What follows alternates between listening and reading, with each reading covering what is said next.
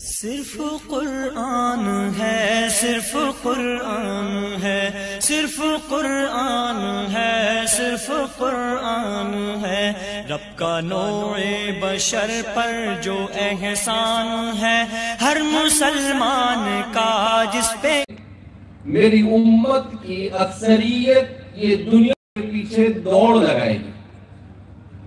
وہ دنیا کو حاصل کرنے کے لیے نہ حلال دیکھے گی نہ حرام دیکھے گی، اور حلال اور حرام کی تمیز کے بغیر دنیا کمانے کے اندر میں منہمک ہوگی. دوسرا، نبی کریم صلی اللہ علیہ وسلم نے ایک اور موقع پر ارشاد فرمایا کہ اس امت پر قیامت سے پہلے ایک دور ایسا آئے گا کہ لوگوں کو صرف کھانے کی پڑی ہوگی. لوگ صرف کھانے کی فکر کر رہے ہوں گے کہ کہاں اچھا کھانا ملتا ہے، اور اچھا کھانا کھانے کے لیے بھیڑ لگے گی. جب ہم نبی کریم صلی اللہ علیہ وسلم کے ان فرامین کو سنتے ہیں اور ہمارے معاشرے پر نظر کرتے ہیں تو واقعتاً ہمیں ایسا محسوس ہوتا ہے جیسے رسول اللہ صلی اللہ علیہ وسلم نے اپنے آنکھوں سے اس منظر کو دیکھا ہو اور آپ نے بیان کیا.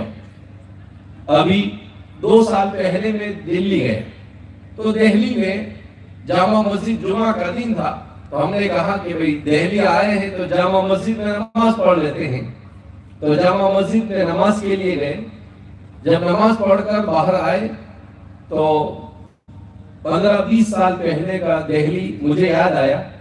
تو میں نے کہا کہ دلی میں مسجد کے قریب جامع مسجد کا جو اردو بازار ہے وہاں پر کتابوں کی دکانیں ہیں، تو دیکھیں گے کوئی اچھی کتابیں آئی ہیں تو کتابیں خرید لیں گے.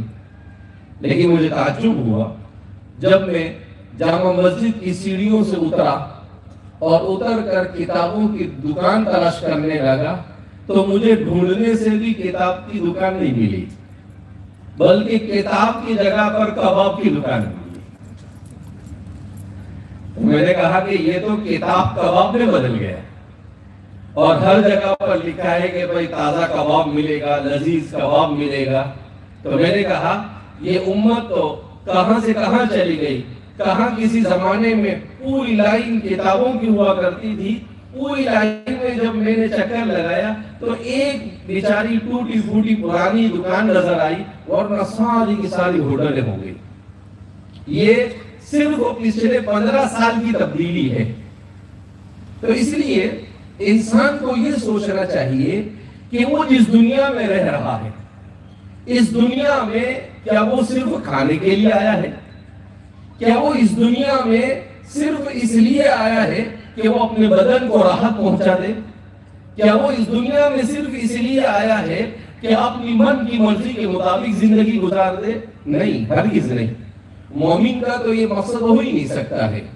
ابھی سفر کے دوران میں ایک عربی کی کتاب پڑھ رہا تھا.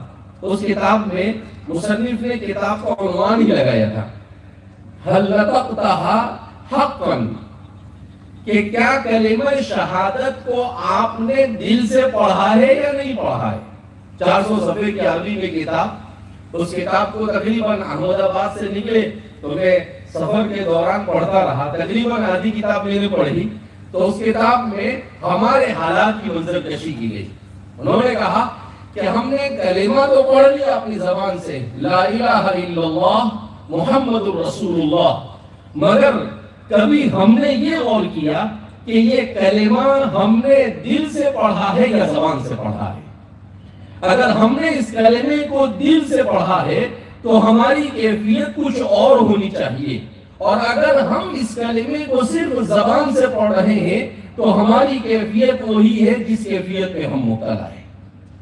اس میں انہوں نے ہمارے زمانے کی بیماریوں کو پکڑ کر اس میں ذکر کیا کہ آج صورتحال کیا ہے کہ ایک بڑا طبقہ مسلمانوں کا ایسا ہے جو کلمہ شہادت اور کلمہ توحید کو پڑھتا ہے، مگر وہ صرف زبان سے اسے ایسے ادا کرتا ہے جیسے طوطا اپنی زبان سے ادا کرتا ہے. اسے کچھ پتا نہیں کہ وہ کیا بول رہا ہے اور کیا نہیں بول رہا. کیوں؟ اس لیے کہ اگر اس کلمے کو ہم نے دل سے پڑھا ہوتا تو فرماتے ہیں کہ ہماری کیفیت وہ ہوتی جو صحابہ کی کیفیت تھی، ہماری کیفیت وہ ہوتی جو کسی کیفیت تھی، صحابہ کی کیفیت تھی، کہ اس کلمے کو پڑھنے کے بعد ان کی زندگی میں انقلاب برپا ہوتا تھا۔